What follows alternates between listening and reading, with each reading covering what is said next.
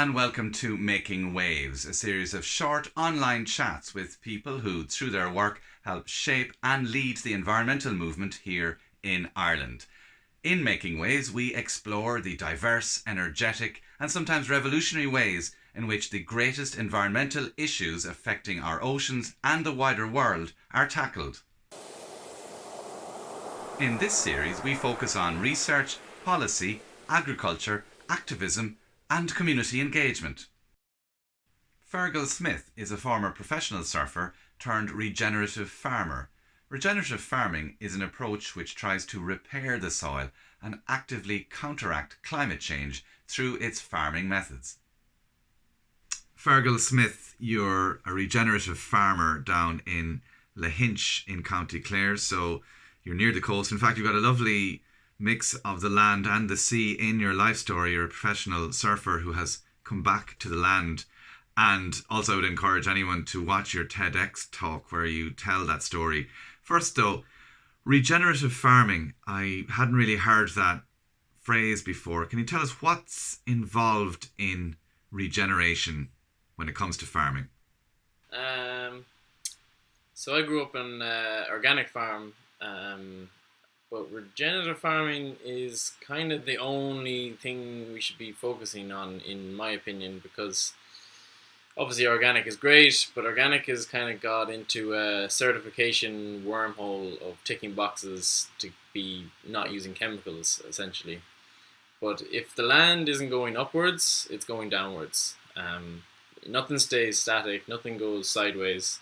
So it's either going upwards, going down, and yeah, we need it to be regenerating. Now, as organic farms, I'm sure a lot of them are regenerating, but it's not actually in the tick the box criteria that they actually have to be regenerating soil every year. Whereas that's the utmost importance if we want to survive on this planet, is we need to be building soil every year, not degrading soil.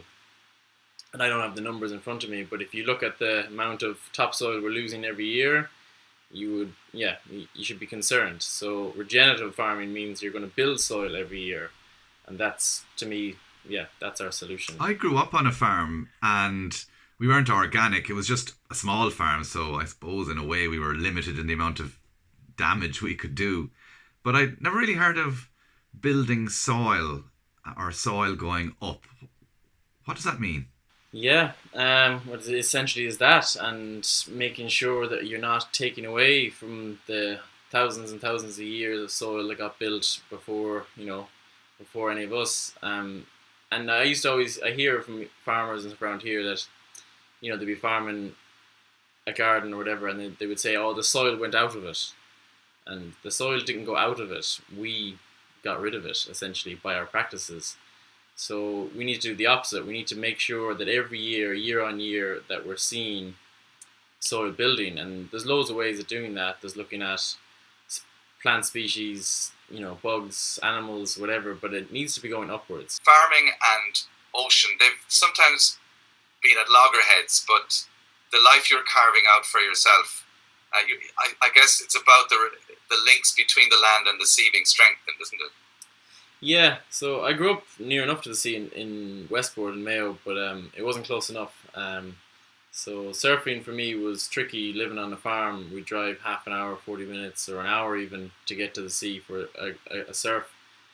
So I didn't want to live that kind of lifestyle. I wanted to live much closer, so I wouldn't have to be spending my life in a car. So I moved to Clare, where I'm 5 minutes away from the coast, and I can have both lifestyles combined, because the sea is very important to me. It's somewhere where I like to spend time and relax and enjoy the ocean. But then farming is very important to me, and it's my give back. It's what I do every day, and it's where I live. I don't live in the sea, so when I'm at home, I want to be doing something that's going to benefit the sea, which to me is building soil and looking after the land, really.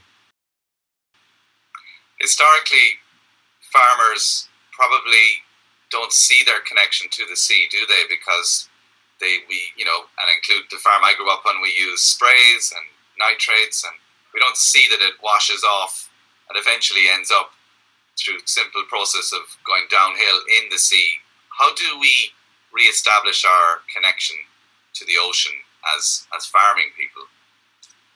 Yeah, it's a tough one. Like, you know, bless the farmers. Like, I don't blame any of them. Like, they have been sold an industrial model that has convinced them that, you know, it's quicker and faster and easier and they'll make more money with all these modern things. But it's only taken a generation to realize that it's, you know, it's not a long-term game. We're polluting our soils, but we're also polluting every river, lake, and then the sea. So yeah, it'll take our kids to probably turn that all around, but we've learned now in quite a short space of time that industrial model isn't working. To change it is going to be hard for the farmers that are doing it right now.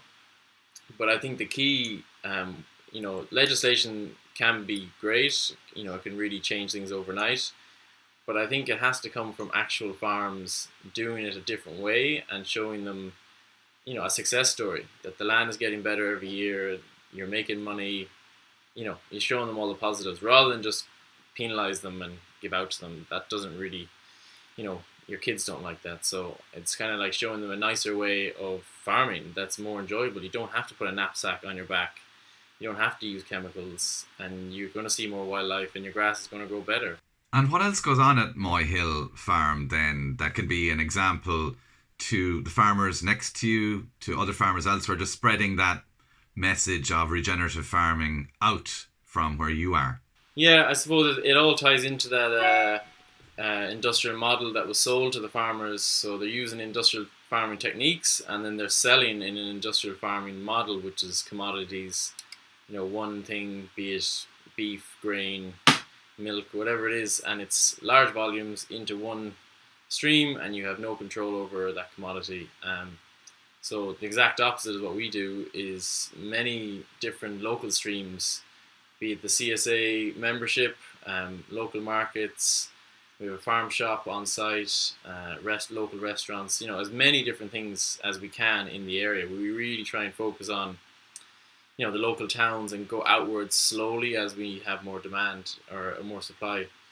But it's a hard one because farmers have now got used to just supplying into one system, and then they have to think about how to market themselves and where to supply to, and so there is work in it. But I think that's the only way forward. It's like it's the next farming generation's job is to realize that there's so much more benefits to selling local to your actual neighbors than into the big commodity system. And that's the transition, showing the way, showing models that work, showing good sales models for farmers, that they don't have to create them from scratch, and then show them that they can, you know, sell milk for €2 or $2.50 a litre directly to their neighbours rather than 30 cents into, you know, the big co-op. So, you know, it's there to be taken. There needs to be some leadership in showing the way. What gets you up in the morning and out onto that farm every day?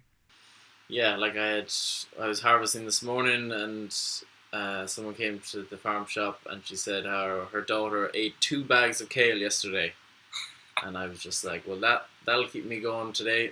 Perfect. I'm delighted because that's it. It's those little things, and you know that kid now is, you know, eating kale, and she probably will for the rest of her life, and that's the stuff that really matters, you know.